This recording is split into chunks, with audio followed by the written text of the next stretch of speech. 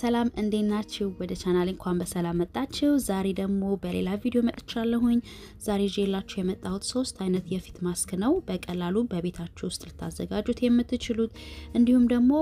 ለተለያየ የቆዳ ታይፕ የሚሆን የፊት ማስክ ነው ተወዱታላችሁ ተስፋ አድርጋለሁኝ የመጀመሪያውን የፊት ማስክ ለማዘጋጀት የሚያስፈልገን አንድ አነስ ያለ ቲማቲም አንድ የሾርባ ማንኪያ ማርና ትንሽዬ ውሃ ለመፍጨት እንዲያመቸን ይሄ የፊት ማስክ የሚጠቅመው ለወዛን ፊት የብጉር ጠባሳ ለሚያስቸግረው ፊት እጅግ በጣም ይጠቅማል ማለት ነው ይሄንን እንግዲህ አንድ ላይ በብሌንደራችን ውስጥ በመክተት እንፈጨዋለን ቲማቲም በተፈጥሮ ልክ እንደ ሎሚ ሁሉ በውስጡ ሲትሪክ አሲድ አለው ለቆዳ በጣም ቆንጆ ነው ቆዳችን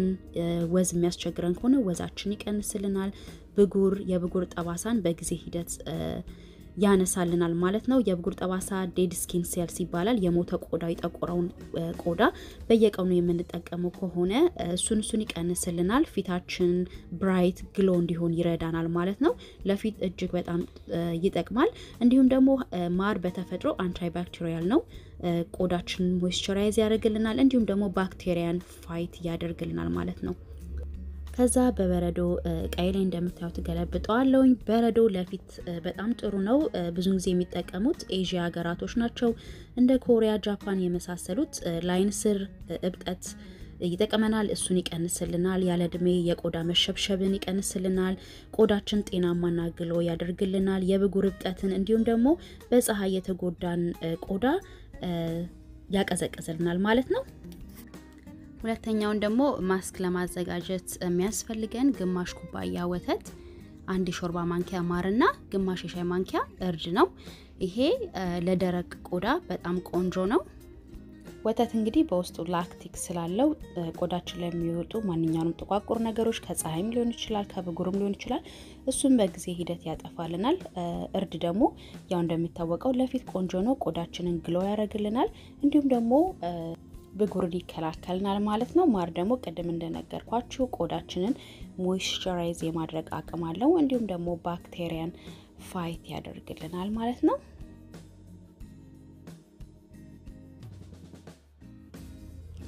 እንግዲህ አንድ ላይ ስታዋህዱት ማሩ ቶሎ አይዋህድላችሁም ከስር ነው የሚቀመጠው ለምን ወተቱም ቀዝቃዛ ስለሆነ ስለዚህ እርግጠኞች ሁኑ በደንብ መዋሃዱን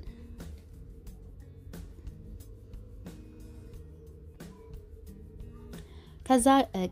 ልክ ቀደም እንዳደረኩት አሁንንም ይሄንንም በበረዶ እቃ ነው የማደርገው ያ ሁሉም በረዶ ውስጥ የሚገባ ነው እና ይሄንን ለብዙ ጊዜ መጠቀም ትችላላችሁ ማለት ነው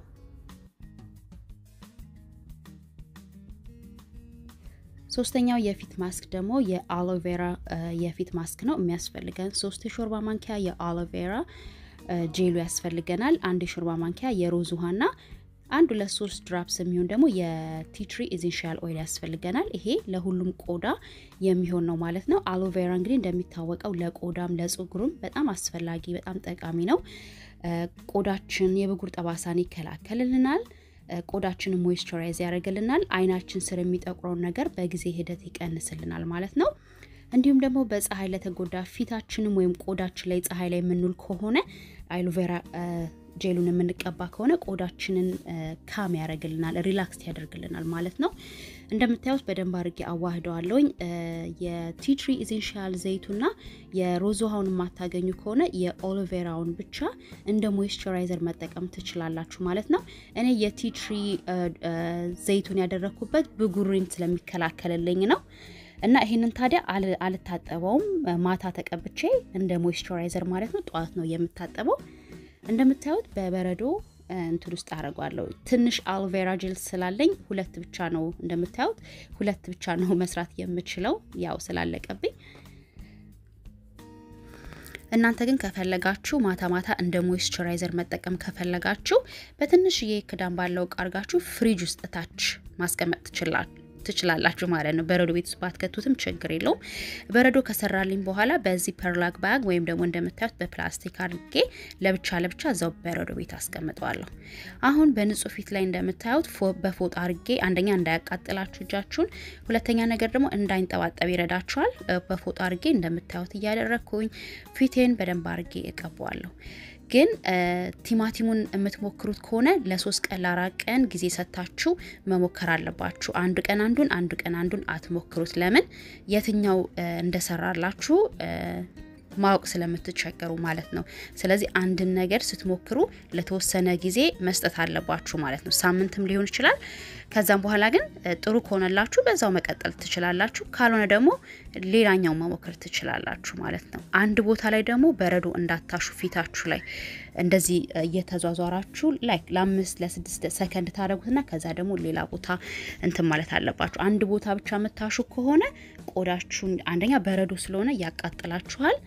ሁለተኛ ነገር ደግሞ ይቀላል ፊታችሁ ያ እንዳይሆን እንደዚህ እየተዟዟራችሁ የተለያየ ቦታ እንትን ትሉታላችሁ ማለት ነው እና በጣም በረዶ ስለሆነ ፊታችሁ በቃ በጣም ቅዝቅዝ ብሎ ደስ ነው የሚለው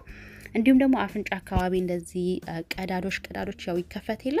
እሱ ላይም በደንብ አርጋችሁ ቀዳዶቻችሁን ስለሚደፍንላችሁ በረዶ እሱንም መቀባት ትችላላችሁ ማለት ነው በጣም ነው የሚያቃጥለው ቅዝቃዜ ግን በጣም ደስ ይላል ይሄንን እንግዲህ ለ15 ለ20 ደቂቃ አቆየውና ታጥቤ መጥቼ አሳያችኋለሁ ፊቴን ታጥቤ እንደምታዩት ይሄን ይመስላል ፊቴ ከመነግራችሁ በላይ ልስልስ ብሏል በመቀጠል ምን አደርጋለሁኝ የአይን ክሬምን እጠቀማለሁኝ ዛሬ የምጠቀመው የአይን ክሬም በኦሊ ሄንሪክሰን ባናና ብራይቲንግ አይ ክሬም ይባላል ለአይን ስር የሚጠቁርብን ከሆነ እንዲሁም ደግሞ አይናችን ስር የሚሸበሸብን ከሆነ በውስጡ ቫይታሚን ሲ ስላለው ለዛ ይጠቅመናል ማለት ነው የአይን ክሬም ያው ከፊት ክሬም ይለያል ያው አይናችን ስር ያለው የቆዳችን ስስ ስለሆነ ለዛ ተብሎ ነው የአይን ክሬም የሚሰራው በመቀጠል የምጠቀመው የሴራቪ ሞይስቸራይዘር ክሬም ነው በጣም አሪፍ ክሬም ነው ውስጡ የሆነ ክሬሚ ነገር ነው እና ይሄ ብዙን ጊዜ ሪኮመንድ የሚደረገው ለደረቅ ቆዳ ወይም ኤክዝማ ላለባቸው በጣም ቆንጆ ነው ይረዳችኋል እኔ እንደምታውቁት ኦይሊ ስኪን ያለኝ ወዛም ፊት ማለት ነው ነገር ግን በክረምት ወራት ቆዳዬ ድርቅ ስለሚል ይሄ በጣም ተስማምቶኛል በደንብ ሞይስቸራይዝ ያደርግልኛል ማለት ነው እንደምታዩት ፊቴን እንደዚህ አድርጌ እቀባለሁኝ እና አንገቴንም እቀባለሁ ያው ፊታችሁ የምትቀቡትን ነገር አንገታችሁንም እንዳትረሱ እና ይሄን ይመስላል የዛሬ ቪዲዮ እንግዲህ እንደወደዳችሁ ተስፋ አደርጋለሁኝ በሚቀጥለው ቪዲዮ እስከምንገናኝ ድረስ ቻው